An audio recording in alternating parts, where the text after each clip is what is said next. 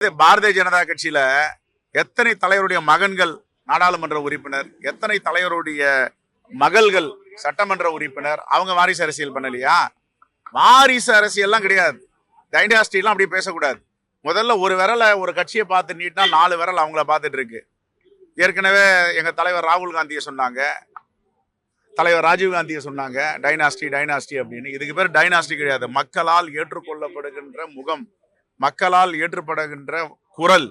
இந்த குரலும் இந்த முகமும் இந்த தேசத்திற்கு தேவைப்படுகிறது என்றால் அவர்கள் ஏற்றுக்கொள்வார்கள். வாரிசு அரசியல்னா இங்க ஒரு புரிதல் இல்லாமல் இருக்கிறதா நான் பாக்குறேன். வாரிசு அரசியல் என்றால், இப்ப நான் இருக்கிறேன், என்னுடைய மகன் இருக்கிறாரு, நான் ஒரு கட்சியை நடத்தும் பொழுது ஒரு பொறுப்பில் இருக்கிறேன். என்னுடைய மகன் அரசியலுக்கு வரலாமா? தாராளமா வரலாம். அவர் அரசியல்ல பொறுப்பு இருக்கலாமா? தாராளமா இருக்கலாம். அவர் நாளைக்கு அரசின் பொறுப்பில் வரலாமா? தாராளமா வரலாம். வாரிசு அரசியல் எங்க வரும்னா, ஒரு குறிப்பிட்ட பதவியை அவரும் அவருடைய குடும்பத்தாரும் தொடர்ந்து நிர்வகிப்பார்கள் என்றால் அதுக்கு பேர் தான் வாரிசு அரசியல். பாரதிய ஜனதா கட்சியில வாரிசுகள் வந்திருக்கிறார்கள். ஒரு சில மாநிலங்கள்ல ஒரு சில இடங்கள்ல பொறுப்பேற்றிருக்கிறார்கள். அதுக்கும் இதுக்கும் என்ன வித்தியாசம்னா, திமுக வாரிசு அரசியல் ஏன் சொல்றோம்? அப்பா முதலமைச்சரு, பிள்ளை முதலமைச்சரு, பேர முதலமைச்சரு. இந்த முதலமைச்சர் போஸ்டுக்கு வேற யாரும் வர முடியாது. இதுக்கு பேர் வாரிசு அரசியல். அப்பா திமுக தலைவர், புள்ள திமுக தலைவர், பேரன் திமுக தலைவர், நாளைக்கு கொள்ளு பேரன் திமுக தலைவரா தான் வருவாரு. இதுக்கு பேர் தான் வாரிசு அரசியல்.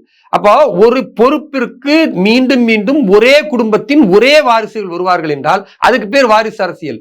பாரதிய ஜனதா கட்சியில அப்படி கிடையாது. தமிழகத்தின் தலைவர் திரு அண்ணாமலை இருக்கிறாரு. அவங்க அப்பாவோ தாத்தாவோ தமிழகத்தின் முன்னாள் தலைவர்கள் கிடையாது. அதுக்கு முன்னால டாக்டர் எல் முருகன் இருந்தார், அவங்க அப்பா தாத்தா கிடையாது. இது இப்போ தேசிய தலைவராக ஜே.பி. நட்டா அவர்கள் இருக்கிறார், அவங்களுடைய அப்பாவோ தாத்தாவோ கிடையாது. அதே மாதிரி இதுக்கு முன்னால் இருந்த மத்திய அமைச்சர், இன்றைக்கு உள்துறை அமைச்சராக இருக்கிற அமித்ஷா அவர்கள் இருந்தார், அவங்க அப்பாவோ தாத்தாவோ இதுக்கு முன்னால தலைவராக இருந்தாங்களா, தேசிய தலைவரான கிடையாது. இவர்கள் இருக்கிறார்கள். அதே மாதிரி நீங்க பாத்தீங்கன்னா, இப்போ ஹிமாச்சல் பிரதேசத்திலிருந்து தேர்ந்தெடுக்கப்பட்ட ஒரு எம்பி இருக்கிறான்னு வைங்க, அவங்க அப்பா முதலமைச்சரா இருந்திருப்பாரு, ஆனா இவர் எம்பியா தான் இருக்கிறார். அவர் முதலமைச்சரா பாரதிய ஜனதா கட்சியில உட்கார வைக்க மாட்டாங்க.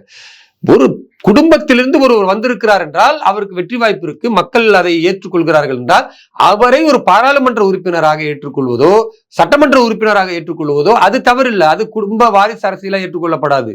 எது வாரிசு அரசியல் என்றால், ஒரே பொறுப்பிற்கு அவர்கள் மட்டும்தான் வர வேண்டும் என்றால் அதுதான் மன்னர் பரம்பரை. அதுதானே வாரிசு அரசியல். மன்னர்னா யாரு? மன்னருக்கு பிள்ளையா இருக்கிறது தான் மன்னரா வருவாரு, வேற ஒருத்தர் வருவாரா? ஆனா ஜனநாயகத்துல அப்படி இருக்க கூடாதுல்ல. எல்லோரும் வரலாம் இல்ல, எல்லோரும் பிரதமர் ஆகலாம், எல்லோரும் முதலமைச்சர் ஆகலாம். அப்படி திமுகவில் எல்லோரும் முதலமைச்சர் ஆகலாம்னு திமுக உறுப்பினர் பேச முடியாது. எல்லோரும் திமுக தலைவர் ஆகலாம் பேச முடியாது. பாரதிய ஜனதா கட்சியில பேச முடியும். திமுக போடக்கூடிய சில எலும்பு துண்டுகளுக்காகவும் கூட்டணியில் இருந்து ஒதுக்கிவிட்டால் காங்கிரஸ் இங்கு காணாமல் போய்விடும் என்ற பயத்தினாலும் செல்வ பெருந்தகை போன்றவர்கள் எல்லாம் உளறி கொண்டிருக்கிறார்கள். இந்த உளறல் உதவாது என்பதை அவரும் புரிந்து கொண்டிருக்கிறார். வேற வழி இல்ல, முட்டு கொடுக்கணும், அதற்காக முட்டு கொடுக்கிறார்.